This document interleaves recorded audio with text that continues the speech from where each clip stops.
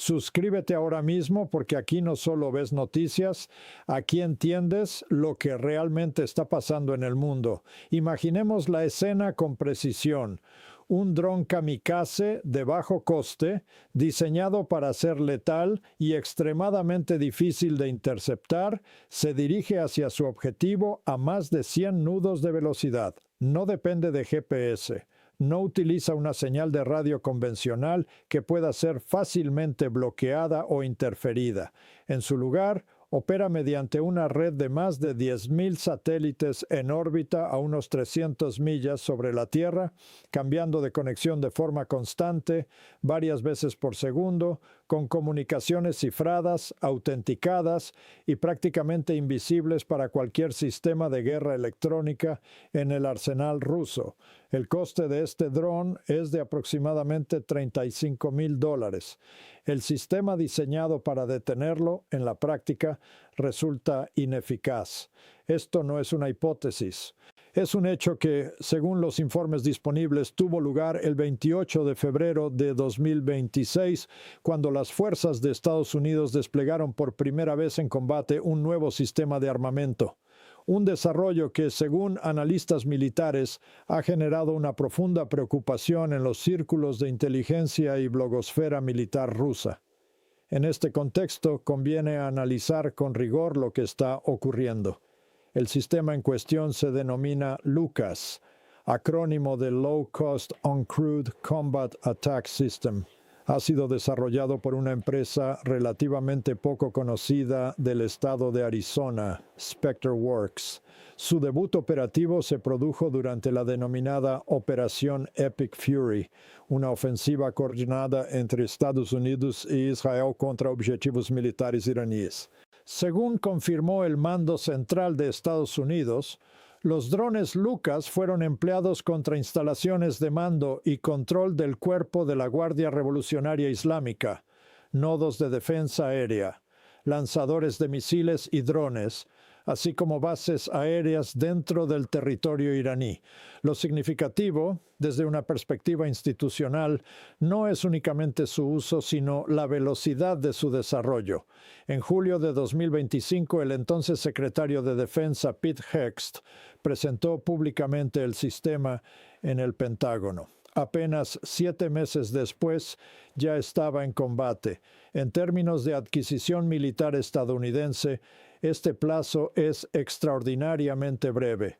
Sistemas tradicionales han requerido décadas para alcanzar ese mismo punto de madurez operativa. Este dato por sí solo refleja una transformación importante en la forma en que Washington está abordando el desarrollo de capacidades militares. Sin embargo, el verdadero interés estratégico del sistema LUCAS no reside únicamente en su rapidez de despliegue. Para entender su relevancia es necesario analizar su diseño. A simple vista, LUCAS no representa una innovación radical. De hecho, su configuración resulta familiar para quienes han seguido el conflicto en Ucrania. Presenta un fuselaje de ala delta, un cono frontal redondeado y una hélice trasera tipo Pusher. Su diseño es prácticamente idéntico al del dron iraní Shahed 136. Y eso no es coincidencia. Fuentes del Departamento de Defensa confirmaron que el ejército estadounidense obtuvo un ejemplar del Shahed 136, lo sometió a ingeniería inversa y transfirió su diseño a SpectreWorks. El resultado fue el sistema LUCAS. Las especificaciones son coherentes con ese origen. Un coste aproximado de $35,000 por unidad, un alcance cercano a 444 millas náuticas, una carga útil de unos 40 libras y una velocidad de crucero de aproximadamente 74 nudos. Desde una perspectiva de defensa, LUCAS se sitúa deliberadamente en el mismo segmento de coste-eficiencia que el sistema iraní que lo inspiró. Como señaló un oficial de la Marina estadounidense, se trata de un sistema escalable que permite capacidades avanzadas a una fracción del coste de los sistemas tradicionales de largo alcance. No obstante, lo verdaderamente relevante no es la ingeniería en sí, sino el precedente político-militar que establece. Por primera vez, Estados Unidos no solo replica tecnología de un adversario, sino que la reintroduce en combate dentro de su propio marco operativo. Este giro estratégico marca el inicio de una nueva fase en la competencia militar contemporánea. A este punto conviene ser claros. Lo que estamos observando no puede describirse todavía como una revolución militar completa. Es más bien una evolución acelerada dentro de un campo de batalla que ya estaba cambiando desde hace años. Desde 2022, Rusia ha empleado de forma masiva drones tipo Shahed y sus variantes nacionales como el Gerán contra objetivos en Ucrania.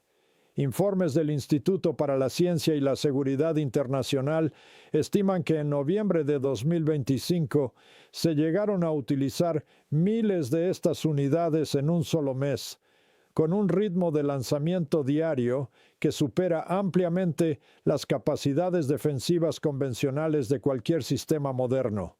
En paralelo, la industria militar rusa ha escalado la producción de estos sistemas en instalaciones como la planta de Alabuga en Tatarstán, consolidando una capacidad industrial de guerra que no puede ignorarse. En este contexto, el dron Lucas, por sí solo, no introduce una categoría completamente nueva. Su estructura y su doctrina de uso son reconocibles. Sin embargo, el análisis cambia de forma sustancial cuando se observa su sistema de comunicaciones y guía. En imágenes procedentes de pruebas realizadas en diciembre de 2025 a bordo del buque de combate USS Santa Bárbara en el Golfo Pérsico, analistas de inteligencia de fuente abierta identificaron un componente clave instalado sobre el fuselaje del dron, un módulo de comunicaciones compacto. Según múltiples evaluaciones independientes dentro de canales militares rusos en Telegram, dicho componente correspondería, con alta probabilidad, a un terminal de Starlink. Esta observación, aparentemente técnica, tuvo un impacto inmediato en los círculos militares rusos. El 1 de marzo de 2026, un analista de inteligencia de fuente abierta difundió un hilo ampliamente compartido que recopilaba reacciones de varios canales militares rusos influyentes. Uno de ellos, Rybar, con más de 1 millón de seguidores y acceso directo a círculos de análisis militar, expresó una conclusión contundente. La integración de terminales de Starlink en plataformas de ataque de largo alcance supone un aumento significativo en la eficacia operativa de estos sistemas. Otros canales fueron aún más explícitos. Señalaron que este tipo de conectividad permite mantener el control del dron hasta el último momento del impacto, reduciendo de forma drástica la vulnerabilidad a interferencias electrónicas. Desde una perspectiva técnica, esta afirmación es relevante porque introduce un cambio estructural en el paradigma de guerra electrónica. Hasta ahora, la guerra electrónica en el teatro ucraniano se ha basado en la interferencia de señales GPS. Este sistema depende de una vulnerabilidad fundamental. Las señales de navegación por satélite son relativamente débiles cuando llegan a tierra, lo que permite su bloqueo mediante emisiones más potentes en la misma frecuencia. Rusia ha desarrollado en este ámbito una arquitectura compleja de guerra electrónica móvil, con sistemas diseñados específicamente para interferir señales de navegación y municiones guiadas. Sin embargo, Starlink opera bajo principios distintos. No es un sistema de navegación, sino una red de comunicaciones en órbita terrestre baja. Sus satélites se encuentran mucho más cerca de la superficie terrestre que los sistemas GPS tradicionales, lo que implica que la señal que llega al terminal es considerablemente más fuerte. Además, el sistema no depende de un único satélite fijo. Los terminales se conectan dinámicamente a múltiples satélites en movimiento constante, lo que hace que el intento de interferencia sea significativamente más complejo desde el punto de vista técnico. A esto se suma un factor adicional. El uso de técnicas de transmisión de espectro ensanchado y cifrado dinámico, lo que dificulta aún más cualquier intento de bloqueo sistemático. En términos prácticos, esto altera de forma significativa el equilibrio entre sistemas de ataque y defensa electrónica. No estamos ante una mejora incremental, estamos ante un cambio en la arquitectura del problema. En este punto del análisis es importante introducir una distinción técnica que tiene implicaciones estratégicas directas. Hasta ahora hemos hablado de Starlink en su forma comercial. Sin embargo, existe una variante de uso militar conocida como Starshield, desarrollada por SpaceX, específicamente para operaciones de seguridad nacional de Estados Unidos.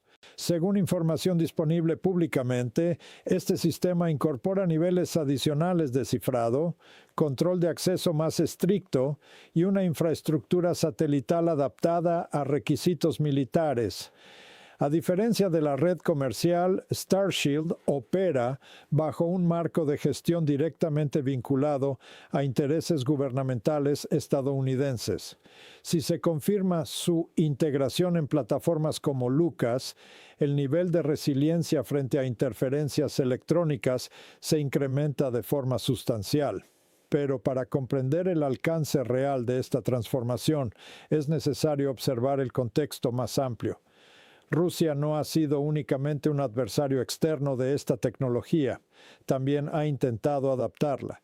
De hecho, durante 2025 se documentaron intentos por parte de fuerzas rusas de integrar terminales Starlink en sus propios sistemas de drones de ataque. Según informes de inteligencia ucraniana y análisis de campo, algunos de estos sistemas lograron inicialmente mejorar su precisión y resistencia a interferencias electrónicas. Sin embargo, esta ventaja fue temporal. A medida que se detectó el uso no autorizado de terminales en zonas de conflicto, se implementaron medidas de control más estrictas. El resultado fue una degradación significativa de la capacidad operativa de estas plataformas en el frente. Este episodio es relevante porque demuestra un punto clave. La tecnología en cuestión no solo es militarmente valiosa, sino también altamente controlable desde su origen. En paralelo, la guerra en Ucrania ha mostrado con claridad un patrón constante. Cuando los sistemas de comunicación avanzados están disponibles, la eficacia operativa de los drones aumenta de forma exponencial. Cuando se eliminan o restringen, las capacidades de coordinación se colapsan de manera inmediata. Esto nos lleva a una conclusión estratégica inevitable. El sistema Lucas no debe interpretarse únicamente como una plataforma de ataque, sino como parte de un ecosistema más amplio de guerra en red, donde la ventaja no reside en el vehículo en sí, sino en la infraestructura digital que lo sostiene. En otras palabras, el dron es solo la superficie visible. La verdadera capacidad reside en la red satelital, en los sistemas de cifrado y en la arquitectura de comunicaciones que lo mantiene operativo en entornos donde la guerra electrónica tradicional ya no resulta suficiente. Y es precisamente esta integración entre hardware de bajo coste y redes espaciales de alta densidad lo que está redefiniendo el equilibrio táctico en los conflictos contemporáneos. A partir de aquí, el debate se desplaza inevitablemente hacia una cuestión más amplia. ¿Qué capacidad real existe para contrarrestar este tipo de sistemas en el futuro inmediato? En teoría, una respuesta lógica sería atacar la infraestructura satelital en órbita. Sin embargo, en la práctica este escenario presenta limitaciones evidentes. Las constelaciones modernas como Starlink no están compuestas por decenas o cientos de satélites, sino por miles. Cualquier intento de neutralización cinética a gran escala se enfrenta, por tanto, a un problema de volumen y sostenibilidad operativa. Incluso dentro de círculos militares rusos, algunos analistas han reconocido de forma implícita esta dificultad. descartando la idea de soluciones heredadas de la lógica espacial de la Guerra Fría como insuficientes frente a la escala actual del sistema. En paralelo, se han identificado esfuerzos por desarrollar capacidades de interferencia y detección más avanzadas, entre ellas sistemas diseñados para degradar o interrumpir comunicaciones satelitales en determinados teatros de operaciones. Sin embargo, los resultados observados hasta ahora son limitados y, en algunos casos, localizados. El problema de fondo es estructural. Por un lado, se está desarrollando una arquitectura de guerra basada en constelaciones masivas de satélites comerciales y militares integrados. Por otro, los sistemas de contramedida se enfrentan a un entorno dinámico, distribuido y en constante expansión. A esto se suma un factor crítico. La velocidad de crecimiento de estas redes supera la capacidad de adaptación de los sistemas defensivos tradicionales. Mientras nuevas unidades satelitales se incorporan de forma continua a la órbita, las doctrinas de guerra electrónica siguen dependiendo de modelos diseñados para un entorno mucho más limitado y predecible. En este contexto, el sistema Lucas debe entenderse menos como un arma aislada y más como un indicador de una transformación doctrinal más profunda. La tendencia que representa es clara: integración entre producción industrial de bajo coste, autonomía operativa parcial y conectividad satelital global. Esta combinación permite escalar capacidades militares de forma rápida, distribuida y económicamente sostenible. Desde una perspectiva estratégica, esto introduce una dinámica nueva en la que la superioridad no depende exclusivamente de plataformas individuales de alto valor, sino de la capacidad de desplegar grandes volúmenes de sistemas interconectados capaces de saturar defensas existentes. En última instancia, lo que este caso pone de relieve es un cambio en la naturaleza misma del poder militar contemporáneo. Ya no se trata únicamente de plataformas más avanzadas, sino de ecosistemas tecnológicos completos en los que comunicaciones, producción y doctrina operativa están profundamente integradas, y es en ese nivel, el de la infraestructura, no el del arma individual, donde se está definiendo la próxima fase de la competencia estratégica global.